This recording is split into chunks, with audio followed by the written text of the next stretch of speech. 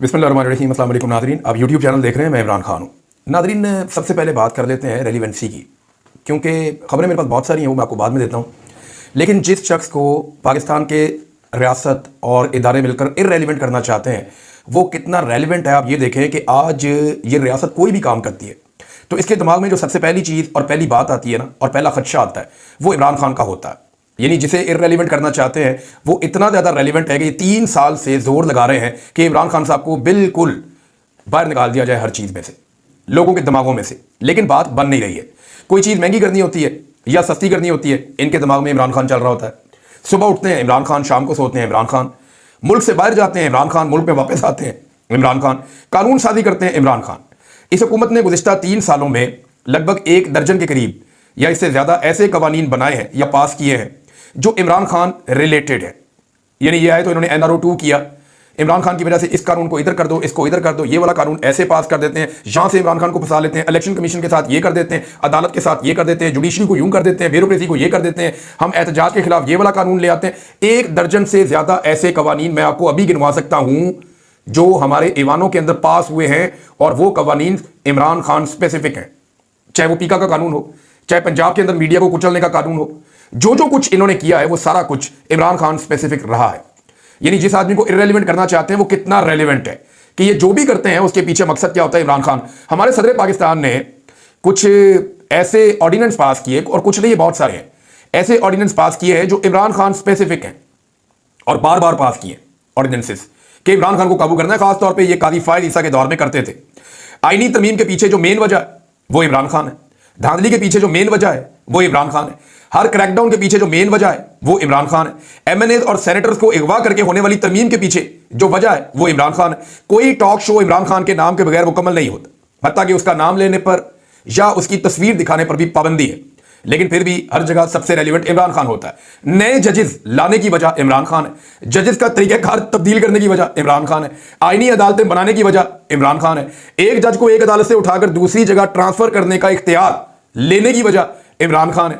यानी बहुत सारे इख्तियारात ऐसे हैं जो अब अदलिया के पास नहीं है, और उसकी वजह इमरान खान है। पाकिस्तान के सबसे तगड़ा इदारा है फौज, उनके DG ISPR, कोई एक प्रेस कॉन्फ्रेंस आप उनकी उठा लें गुज़िश्ता 3 सालों में, कोई एक भी ऐसी नहीं होगी जिसमें इमरान खान की तरफ इशारा नहीं होगा, या उनकी पार्टी को आप देखेंगे उनको टारगेट किया जाएगा, या मेन टारगेट पाकिस्तान तहरीक इंसाफ या इमरान खान होंगे। गो के वो नाम नहीं ले सकते, लेकिन इसके बावजूद आपको नजर आ जाता है कि वो प्रेस कॉन्फ्रेंस इमरान खान के खिलाफ कहीं ना कहीं जाके जुड़ जाती है। तमाम तकरीबात में इमरान खान की नकल करते हैं, हर जगह पे इमरान खान बनने की कोशिश करते हैं। यानी शरीफ खानदान की इस वक्त सबसे बड़ी ख्वाहिश ये है, या जरदारी खानदान की, कि किसी तरह वो इमरान खान बन जाए। नवाज शरीफ साहब की तो ये ख्वाहिश बहुत ही पुरानी है, और उनके पुराने दोस्त जानते भी हैं, और वो ये बताते भी हैं कि नवाज शरीफ साहब की काफ़ी लंबी जिंदगी इमरान खान बनने के चक्कर में गुजर गई, और वो आज तक इमरान खान नहीं बन पाए, ना उनकी तरह मकबूल हो पाए, ना उनकी तरह आलमी सतह की शख्सियत बन पाए, ना उनकी तरह इतने अवाम के अंदर मकबूल हो पाए, ना वो इतने बड़े इनकलाबी बन पाए, ना वो कभी एस्टेब्लिशमेंट का सामना कर पाए। बंद कमरों के पीछे होने वाली जितनी भी डिस्कशन है उसका सबसे बड़ा मौजू इमरान खान है। जितने टाउट सहाफी हैं वो जब भी कभी एस्टेब्लिशमेंट के अंदर से कोई खबर निकाल कर लाते हैं तो उसका मौजू क्या होता है? इमरान खान। एस्टेब्लिशमेंट जब भी कभी अपने लोगों को ब्रीफ करती है, उनको बताती है कि जाकर ये वाली खबर दो या वो वाली खबर दो, तो उस खबर का महवर क्या होता है? इमरान खान। ट्रांसफर, पोस्टिंग, तैनातियां, तरक्कियां, हत्ता के पाकिस्तान के अंदर जो मेडल्स तक बांटे गए हैं ना, उनके पीछे भी क्राइटेरिया क्या है कि कौन इमरान खान के बुग़्ज़ में कितना मुब्तला है। चंद लोगों को छोड़कर ज्यादातर लोगों को मेडल भी इसी बात के ऊपर मिले, ट्रांसफर पोस्टिंग इसी बात के ऊपर होती है, और हर चीज के अंदर एक ही नुक्ता नजर है कि इमरान खान को कैसे कंट्रोल करना है। दहशतगर्दी के खिलाफ 20 साल से ज्यादा चलने वाली लड़ाई में इतने छापे नहीं मारे गए जितने इमरान खान और उसके हामियों पे मारे गए हैं। इमरान खान के बकौल 1 लाख से ज्यादा छापे पाकिस्तान तहरीक इंसाफ पे मारे गए हैं। इतने दहशतगर्दी के मुकदमा दहशतगर्दों के खिलाफ इस मुल्क में नहीं हुए, हालांकि 25 साल से हम ये लड़ाई लड़ रहे हैं। जितने दहशतगर्दी के मुकदमा छोटे से वक्त में इमरान खान और उनकी पार्टी के ऊपर हो गए, एक एक पार्टी वर्कर पे, चाहे वो खातून भी है, दर्जनों मुकदमे हैं दहशतगर्दियों के और दीगर संगीन नौयत के। एक सियासतदान की इससे बड़ी कामयाबी क्या होगी? ये एक वजीर आजम से लेकर इस मुल्क का एक क्लर्क तक सारा दिन क्या सोचता है कि इमरान खान।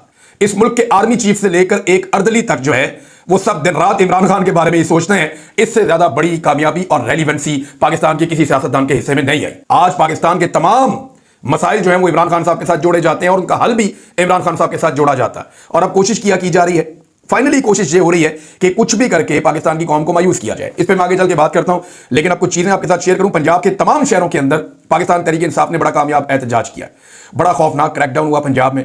हर तरफ पुलिस ने जो है वो नाकाबंदी की। कई शहरों में ऐसा कर दिया जैसे कर्फ्यू लग गया है। पाकिस्तान तहरीक इंसाफ का झंडा उठाना, जो लिस्टें उनके पास मौजूद थी, वहां पे इंटेलिजेंस के लोगों ने, वहां पे जो पुलिस है उन्होंने, एस्टेब्लिशमेंट के लोगों ने दिन रात कोशिश की, हर जगह छापे मारे, दफातर, घर, इमारतें, दुकानें, हर जगह पे जाके उन्होंने छापे मारे कि पाकिस्तान तहरीक इंसाफ एक्टिवली 23 मार्च को जो रैलियां निकालना चाहती है वो ना निकाल सके। लेकिन मैं आपको शहरों के नाम बताता हूं जहां पे बड़ी बड़ी रैलियां निकली हैं। पंजाब का कोई ऐसा शहर नहीं है जहां पे पाकिस्तान तहरीक इंसाफ अपना शो ना कर पाई हो।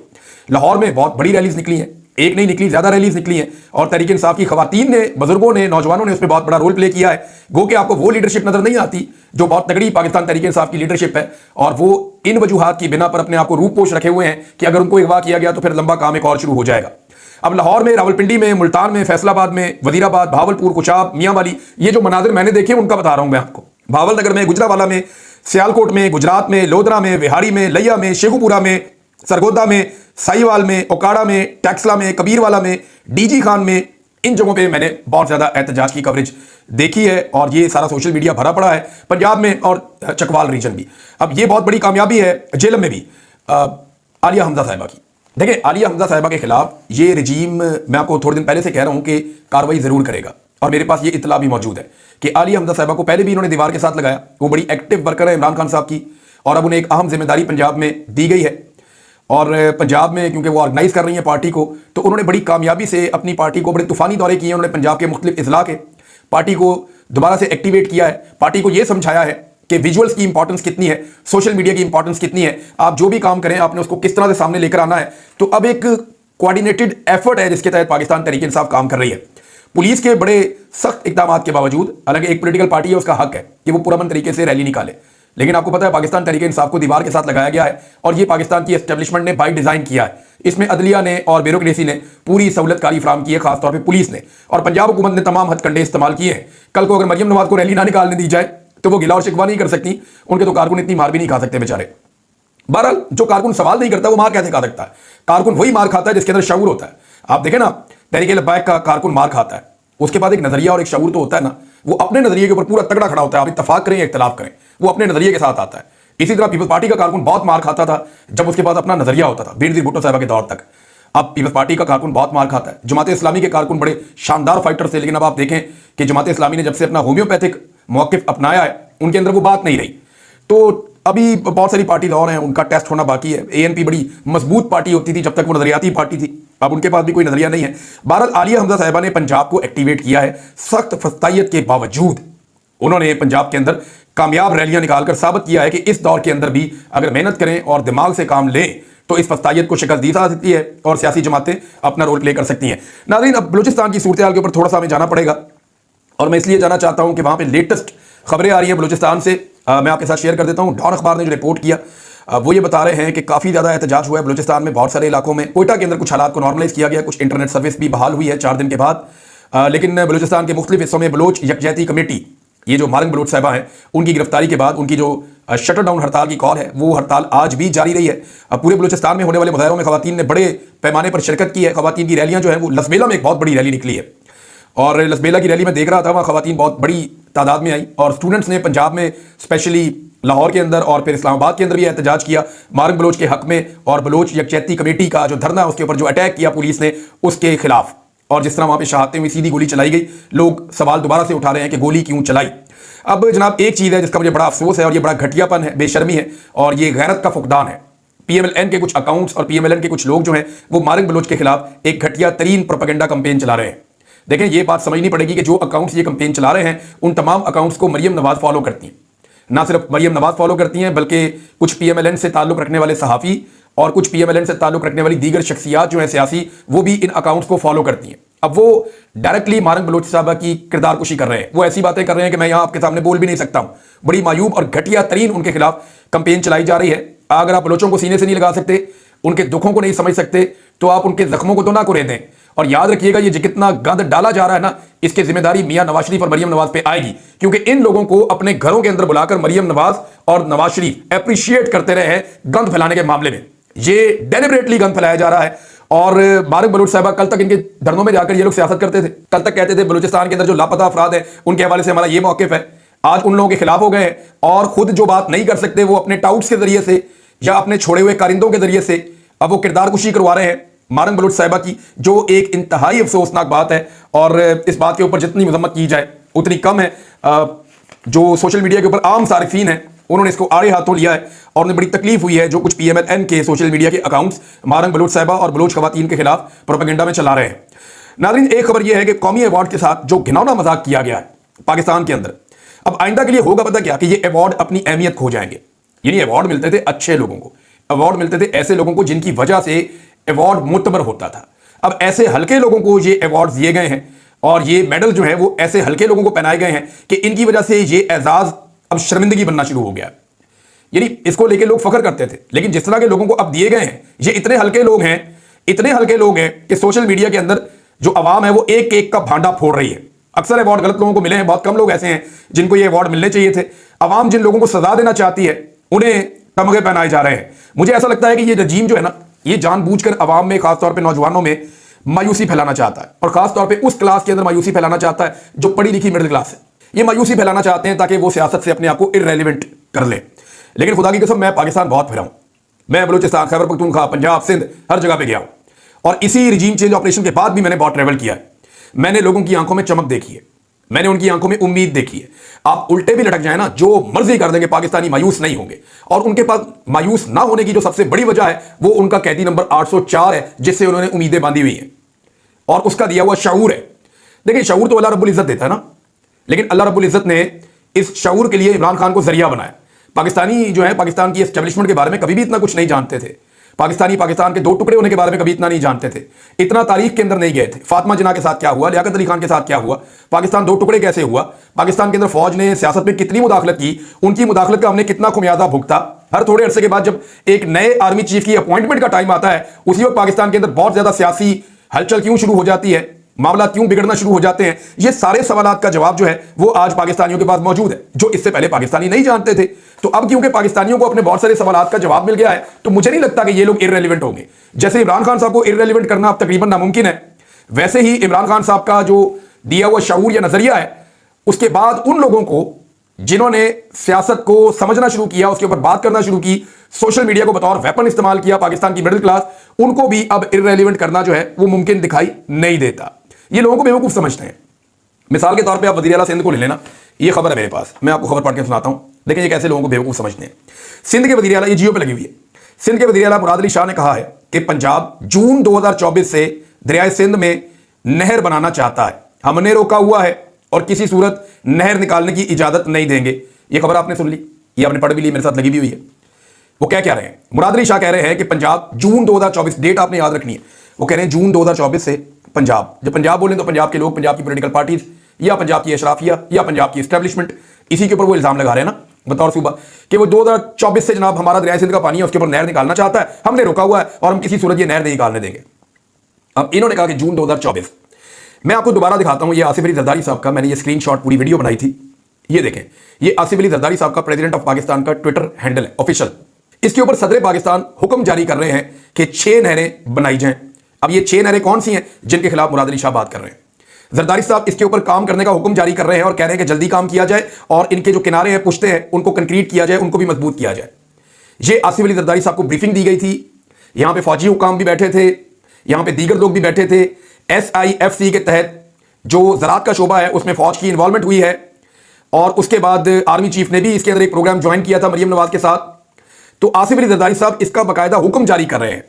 मुराद अली शाह जो आसिफ अली जरदारी साहब के सिंध के वज़ीर आला हैं, वो ये कहते हैं कि पंजाब ये चाहता है कि दरियाए सिंध के ऊपर नहरें निकाली जाएं। अब जिन नहरों पे एतराज है वो नहरें जो है वो आसिफ अली जरदारी साहब ने खुद हुक्म जारी किया है 6 नहरों के हवाले से और उनके अंदर नहरों के नाम भी हैं, ये आप पढ़ सकते हैं।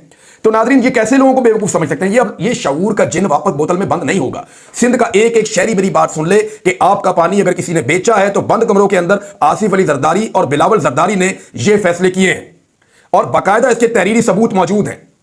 सदर पाकिस्तान का जो ऑफिशियल ट्विटर अकाउंट है, जो उनका अपना हैंडल है, जिससे वो ऑफिशियल अप्रूवल के बाद ट्वीट्स करते हैं, उसके ऊपर ये हुक्मनामा जारी है।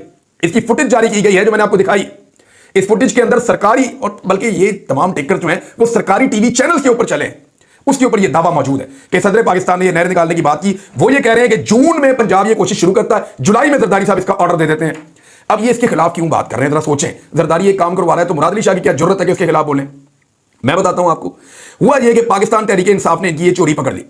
तहरीक इंसाफ के लोगों ने जब इसके ऊपर तहकीक की तो उन्हें पता चला कि जरखेज जमीनों पे पानी देने की बजाय ये रेगिस्तान के अंदर पानी लेकर जा रहे हैं कि वहां पे ज़राअत करनी है। रेगिस्तान में पानी भी 4 गुना से 6 गुना इस्तेमाल होगा और फसल भी कम होगी, जबकि जो जरखेज जमीनें हैं वहां पे सोसाइटियां बन रही हैं। और वो एक लामुतनाही सिलसिला जो है परवेज मुशर्रफ साहब के दौर से या उससे पहले के दौर से अब तक चलता चला आ रहा है, उसको कोई रोकने का नाम ही नहीं लेता। एक के बाद एक एनओसी जारी कर दिया जाता है। अब पाकिस्तान तहरीक इंसाफ ने जब ये मामला उठाया और ये बताया सिंध के लोगों को आपके पानी के ऊपर डाका डल रहा है और जरदारी ने ये डाका डाला है, तो उसके बाद पहली मर्तबा पीपल्स पार्टी को लगा कि लोगों को अब हम बेवकूफ नहीं बना सकेंगे। तहरीक इंसाफ बीच में आ गई और वो सिंध के लोगों को हकायक बता रही है। लिहाजा इन्होंने फौरन पैंतरा बदला कि जी हम तो नहीं कर रहे, ये तो कोई और कर रहा था। लेकिन हुआ ये कि इनकी चोरी के सबूत मौजूद थे, इनके अपने स्टेटमेंट्स और ऑफिशियल अहकामात की सूरत में, जो हमने आपके सामने रख दिए। लिहाजा अब सिंध के लोगों को आप बेवकूफ नहीं बना सकते। आप इसके विजुअल देख लें, आप ये चेक कर लें, ये जरदारी साहब का अपना हुक्म था। नाज़रीन, एक खबर और है और ये गाजा से है।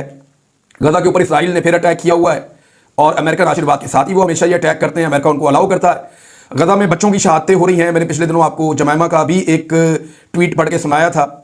तो शहादतों की जो कुल तादाद हो गई है जब से इसराइल ने हमला किया था 2023 से लेकर अब तक, तो जो कुल शहादतों की तादाद हो गई है वो 50,000 से तजावज़ कर दी है। इतना बड़ा कत्लेआम कभी यहाँ फ़लस्तीनियों का नहीं हुआ। अब इतने सारे इस्लामी ममालिक हैं चारों तरफ, यहाँ मौजूद हैं, अरब ममालिक भी हैं, पाकिस्तान भी एक बड़ा एटमी मुल्क भी है, मुसलमान मुल्क है, दबाव डाल सकते थे। तुर्की दबाव डाल सकता था, सऊदी अरब, यमन, इराक, ईरान, शाम, मिस्र, लीबिया, ज़्यादातर मुल्कों के अंदर तो अपनी जंग लगी हुई है। तो ईरान के अलावा किसी मुल्क ने इसके ऊपर मुज़ाहमत नहीं की और कोई दबाव डालने में या रोकने में हम लोगों को नाकाम रहे मुसलमान ममालिक। इवन यूरोपीय यूनियन भी नाकाम रहा, अक़वाम मुत्तहिदा भी नाकाम रहा और पाकिस्तान की भी इस मसले के ऊपर पॉलिसी जो है वो काफ़ी ढीली ढाली हो गई है। पहले इमरान खान साहब के दौर में बड़ी टाइट पॉलिसी थी। जनरल बाजवा इसराइल के साथ ताल्लुकात कायम करना चाहते थे और जनरल आसिम मुनीर साहब के दौर में भी जब इसराइल के खिलाफ कोई एहतजाज करने के लिए निकला तो उनके खिलाफ बड़ा सख्त रद्देमल जाहिर किया गया पाकिस्तान के अंदर। ऐसा लगता है कि पाकिस्तान की एस्टेब्लिशमेंट का इसराइल को और फ़लस्तीन को लेकर के कुछ मौक़िफ़ जो है वो तब्दील हुआ है, मौक़िफ़ शिफ्ट हुआ है। और ये मैं ऐसे ही नहीं कह रहा, मैं उन विजुअल्स की बुनियाद पर कह रहा हूँ जो हमने माजी में कभी नहीं देखे। माजी में कोई भी एहतजाज करता था फ़लस्तीन के हक में या इसराइल के खिलाफ, गवर्नमेंट फैसिलिटेट करती थी, लेकिन इस मरतबा गवर्नमेंट ने लोगों को गिरफ्तार किया है और उनके ऊपर क्रैकडाउन किया है। तो पहले जैसा जोर भी इस हुकूमत ने नहीं लगाया, ये अनफॉर्चुनेट है और लगातार वहां पे शहादतें हो रही हैं जिनमें बच्चों की एक बहुत बड़ी तादाद है। पाकिस्तान ने नाज़रीन तालिबान के साथ बातचीत शुरू की है और पाकिस्तान का नुमाइंदा जो है वो इस वक्त अफगानिस्तान में मौजूद है। देखिए ये बातचीत क्यों शुरू की, जरा इसको समझें आप। जब अमेरिका ने बराह रास्त तालिबान हुकूमत के साथ बात की और अपना एक कैदी छुड़वा कर ले गए तो पाकिस्तान को इस बात का एहसास हुआ कि अब पाकिस्तान की ये ख्वाहिश पूरी नहीं हो सकती कि वो तालिबान के साथ एक और लड़ाई में अमेरिका को अंगेज कर ले या पाकिस्तान की दावत को कबूल करे लड़ाई के लिए कि हम अफगान तालिबान से लड़ना चाहते हैं। तो पाकिस्तान को इस बात की समझ आ गई कि अमेरिका तो उनके साथ बातचीत कर रहा है और वो गुडविल जेस्चर दे रहे हैं एक दूसरे को, तो हम तो इनकी लड़ाई करवाना चाहते थे जिसमें हमारा मफाद था। तो अब ये लड़ाई हो नहीं सकती। इन्होंने काफी ग्राउंड बनाया था लड़ाई का, लेकिन लड़ाई हो नहीं सकती। तो पाकिस्तान को फिर समझ आई कि हमें भी अब अफगानिस्तान के साथ जाकर बातचीत करनी चाहिए। तो ये अच्छी बात है, कुछ अपना प्रेशर रखें, कुछ उनके साथ बातचीत करें, कुछ उनके साथ मिलकर ऑपरेशन करें, कुछ खुद ऑपरेशन करें और जितने कबायली पट्टी है, चाहे वो अफगानिस्तान वाली साइड पे है, चाहे वो पाकिस्तान वाली साइड पे है, उसको दहशतगर्दी से पाक करके पाकिस्तान को एक महफूज मुल्क बनाया जाए। लेकिन ये कोऑर्डिनेटेड एफर्ट होनी चाहिए, दोनों ममालिक को मिलकर करना चाहिए। दोनों को, यानी एक दूसरे की अगर हम बात नहीं सुनेंगे और एक दूसरे की टेरिटरीज में जाके अटैक करेंगे तो इससे हमारे बीच में कोऑर्डिनेशन जब खराब होगी तो दोनों मुल्कों के ताल्लुकात भी खराब होंगे। और यही चीज अगर हम मिलजुल कर करेंगे तो दोनों मुल्कों के ताल्लुकात भी बेहतर होंगे और दहशतगर्दी को खत्म करने में मदद भी मिलेगी। नाज़रीन, अब तक के लिए इतना ही। अपना ख्याल रखिएगा, अपने इस चैनल का भी। अल्लाह हाफिज़।